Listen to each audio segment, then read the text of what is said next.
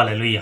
Thank you Jesus. खुदा का शुक्र करते हैं इन खूबसूरत लम्हात के लिए जो उसने हमारी ज़िंदगी में बख्शे कि हम उसकी हुजूरी में हाजिर हों और उसके कलाम के गहरे भेदों को सीखें। हालेलुया। मेरे प्यारो, आज हम कलाम अक़दस में से अपनी हदायत और रहनुमाई के लिए सीखेंगे कि मसीही ज़िंदगी में रोज़े रखने का क्या मकसद है और रोज़ा क्यों ज़रूरी है और खुदा हमसे कैसा रोज़ा चाहता है। हालेलुया। मेरे प्यारो, सबसे पहली बात हम ये जान लेते हैं कि रोज़े या फाके का मतलब शरई तौर पर अपने आप को खाने पीने की चीज़ों से मुकम्मल परहेज़ करना, रोकना है। हालेलुया। मेरे प्यारो, आज हम कलाम अक़दस में खुदा की हदायत से देखेंगे कि खुदा हमसे कैसा रोज़ा चाहता है और क्या रोज़ा रखने से हर मकसद हल हो जाता है।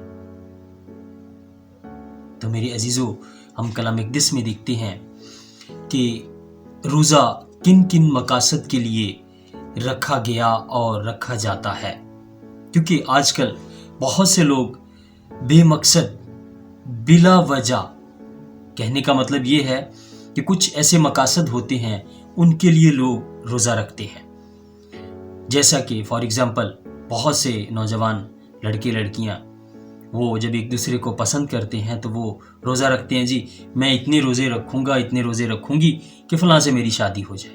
तो मेरे अजीज़ों, ये बेमकसद रोज़े हैं। इन रोज़ों का कोई मानी नहीं है, कोई मतलब नहीं है, क्योंकि खुदा ने हमें अपनी बेस्ट चीज़ें, बेहतरीन चीज़ें देने के लिए इस दुनिया में भेजा है। तो हम जब अपनी एफर्ट करके चीज़ें लेते हैं, बेशक कभी कभी हम ले लेते हैं, तो वो चीज़ें हमारे लिए मुस्तकिल तौर पर अच्छी और काबिल फ़ायदा नहीं होती, क्योंकि खुदा के कलाम में लिखा है मुकम्मल भरोसा उसी पे करो। कलाम अक़दस में इरशाद है कि पहले तलाश करो खुदा की बादशाही और उसकी रास्तबाजी की, तो दुनिया की तमाम चीज़ें तुमको मिल जाएंगी। तो मेरे अजीज़ों, ये कानून है खुदा का। इस कानून को अगर आप फॉलो करोगे तो आप ज़रूर जीतोगे। आप जीत के लिए पैदा हुए हो। आमीन। मेरे प्यारो, आज हम कलाम अक़दस में यही बातें सीखेंगे। हर मकसद के लिए रोज़ा नहीं। कलाम अक़दस में क्या इरशाद है कि किन किन मकासद के लिए रोज़ा रखा जाता था और आज भी लोग रोज़ा रखते हैं। रोज़े के मकासद ये हैं कि जंग में फतहमंदी के लिए रोज़ा रखा जाता था। जब कभी बनी इसराइल जंग करने जाते थे तो वो हार रहे होते थे, तो जब वो कुर्बानी गुजरानते थे तो साथ रोज़ा भी रखते थे, दुआ भी करते थे। तो ये जंग की फतहमंदी के लिए रोज़ा और मुसीबत या किसी तरह की बला को टालने के लिए रोज़ा, ये वो मकासद हैं जिन मकासद के लिए रोज़ा रखा जाता है और आज भी रखते हैं खुदा के काहिन, मसीही ईमानदार लोग। ये मकासद वो मैं आपको बता रहा हूँ जिनके लिए रोज़ा रखा जाता है। और एक बात और बताऊं कि कभी आप रोज़ा रख के खुदा के प्लान को चेंज नहीं कर सकते। हालेलुया। क्योंकि उसके प्लान जो है, वो जो उसका मंसूबा है वो रहेगा। इसकी एग्जाम्पल आपको देता हूं कि मुकद्दस बुजुर्ग दाऊद नबी, जब उसने बैतशबा के साथ ज़िना किया तो उनका बेटा पैदा हुआ, तो वो बेटा मर गया था। हालांकि दाऊद नबी ने रोज़ा रखा था। रोज़ा कभी खुदा के मकसद को, उसके प्लान को चेंज नहीं कर सकता। ये बात याद रखने की है। ये कलाम अक़दस हमें बताता है। अच्छा, आगे है कि जिन मकासद के लिए रोज़े रखे जाते हैं, बदरूहों को निकालने का मकसद, इस मकसद के लिए भी रोज़ा रखा जाता है। आज भी रखा जाता है, रखा जाता था भी और आज भी रखा जाता है। रूहानी तरक्की के लिए रोज़ा रखा जाता है। خدا کی مرضی کو جاننے کے لیے روزہ رکھا جاتا ہے. دوران خدمت خدا سے رہنمائی کے لیے روزہ رکھا جاتا ہے. میرے عزیزو، یہ ایسے مقاصد ہیں، ان میں سے جس بھی مقصد کو آپ دیکھیں گے، ان میں خدا کی مرضی، خدا کے ساتھ، خدا کی رضامندی میں راضی رہنا ضرور ہے. تو یہ جو لوگ ایسے روزے رکھتے ہیں، ایسی منتیں مانتے ہیں، منت بائبل میں ہے، منت مانی جاتی ہے، لیکن بے مقصد منتیں بھی ہیں، بے مقصد روزے بھی ہیں. کچھ لوگ ایسے روزے رکھتے ہیں کہ جی فلاں کی فلاں کے ساتھ شادی ہو جائے، میری فلاں کے ساتھ شادی ہو جائے تو میں اتنے روزے رکھوں گی، تو یہ اتنے روزے رکھوں گا. تو یہ بے مقصد ہے، بے معنی ہے، کوئی مقصد نہیں ہے ایسے روزوں کا. یہ بیبلیکل نہیں ہے. یہ آپ اپنی خواہشات کو پورا کرنے کے لیے رکھ رہے ہیں. بے شک کبھی ہوتی بھی ہوں گی، لیکن خدا کا کلام کہتا ہے کہ پہلے تلاش کرو خدا کی بادشاہی اور راست بازی، تو دنیا کی تمام چیزیں تم کو مل جائیں گی.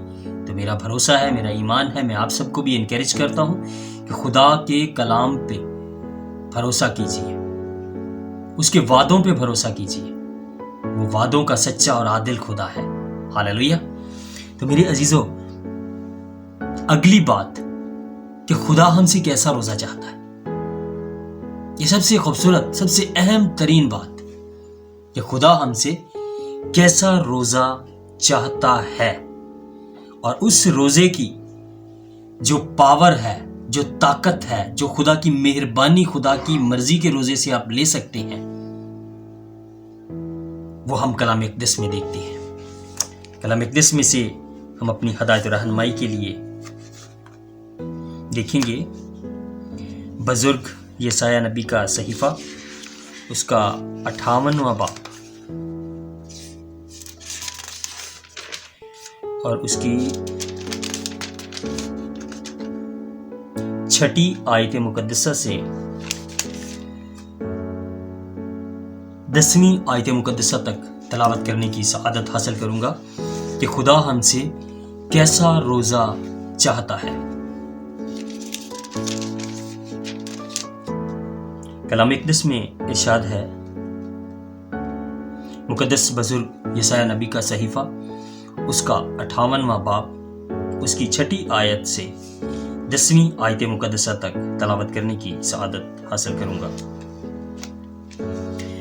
کلام اقدس میں ارشاد ہے، کیا وہ روزہ جو میں چاہتا ہوں یہ نہیں کہ ظلم کی زنجیریں توڑیں اور جوئے کے بندھن کھولیں اور مظلوموں کو آزاد کریں، بلکہ ہر ایک جوئے کو توڑ ڈالیں. کیا یہ نہیں کہ تو اپنی روٹی بھوکوں کو کھلائے اور مسکینوں کو جو آوارہ ہیں اپنے گھر میں لائے، اور جب کسی کو ننگا دیکھے تو اسے پہنائے، اور تو اپنے ہم جن سے روپوشی نہ کر. آگے رزلٹ، تب تیری روشنی صبح کی مانند پھوٹ نکلے گی اور تیری صحت کی ترقی جلد ظاہر ہوگی. تیری صداقت تیری ہراول ہوگی اور خداوند کا جلال تیرا چنڈاول ہوگا. تب تو پکارے گا اور خداوند جواب دے گا، تو چلائے گا اور وہ فرمائے گا میں یہاں ہوں. آمین. میرے عزیزو، یہ خدا کی مرضی کا روزہ رکھنے کا رزلٹ ہے کہ آپ جہاں جب اس کو پکاریں گے وہ آپ کی پاور ہے، وہ آپ کی طاقت ہے. ہاللیلویہ. روزے کی یہ پاور ہے. اور روزہ بہت سے لوگ بہت طرح کا رکھتے ہیں. اکثر جب ہم روزہ رکھتے ہیں تو منہ ایسا بنا لیتے ہیں کہ جی بہت میں روزہ دار ہوں، میں ایسا ہوں. خدا ہم سے ایسے روزے کی کبھی توقع نہیں کرتا، نہ ہی وہ ایسا روزہ چاہتا ہے.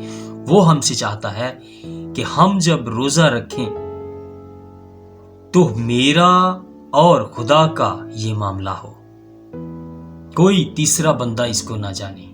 یہ پوشیدگی کا روزہ خدا کو پسند ہے، دکھاوے کا روزہ کبھی بھی اس کو پسند نہیں. نہ دکھاوے کی خیرات، نہ دکھاوے کا روزہ. مطلب ایسا بہت کچھ ہے کہ جو خدا چاہتا ہے کہ اس کے اور اس کے بندے کے درمیان راز رہے. ہاللیلویہ. آج بھی ہم جب دیکھتے ہیں کہ خدا اپنے خدام کے ذریعے سے بہت سے معجزات کرتا ہے، تو وہ یہی سب عمل کرتے ہیں جو کلام اقدس میں لکھے ہیں.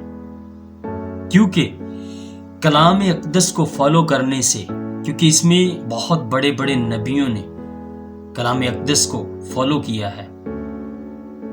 کسی بھی مہان خدا کے نبی کو دیکھیے تو وہ کلام اقدس سے ہٹا نہیں، جو ہٹا ہے وہ چل نہیں پایا. ہاللیلویہ. میرے عزیزو، آج ہمارے پاس وقت ہے. جیسے آج بہار کا موسم شروع ہے، ہر پودے پہ، ہر سوکھے ہوئے اس درخت پہ جس کی جڑ زمین میں لگی ہے، اس پہ بہار آئے گی اس سیزن میں. تو ہماری روحانی بہار کا یہ سیزن ہے. بہت خوبصورت وقت ہے کہ ہم کم محنت کر کے زیادہ پھل لا سکتے ہیں ان دنوں میں.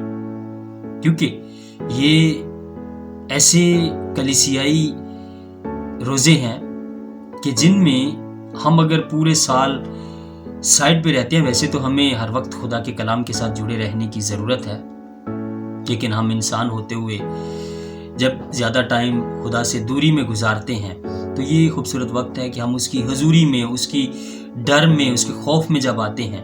تو کبھی کبھی ایسا ہوتا ہے کہ ہم جب اس کے خوف میں آتے ہیں، اس کی حضوری میں، اس کے ڈر میں آتے ہیں، اس کی انہی دنوں میں اس کے حضور میں روزے رکھتے ہیں، دعا کرتے ہیں، اپنے سارے ہدیہ جات دیتے ہیں، تو خدا ہمیں چن لیتا ہے، خدا ہمیں اپنے ساتھ لگا لیتا ہے. ہمیں ایسا اس سے لگاؤ ہو جاتا ہے کہ ہم مستقل طور پہ اس کے ساتھ جڑ جاتے ہیں.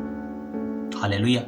میرے عزیزو، آج خداوند کلام کے وسیلہ سے اور جو ہم نے سیکھا ہے وہ ہماری زندگیوں میں 30، 60 اور 100 گنا پھلوں کو لائے.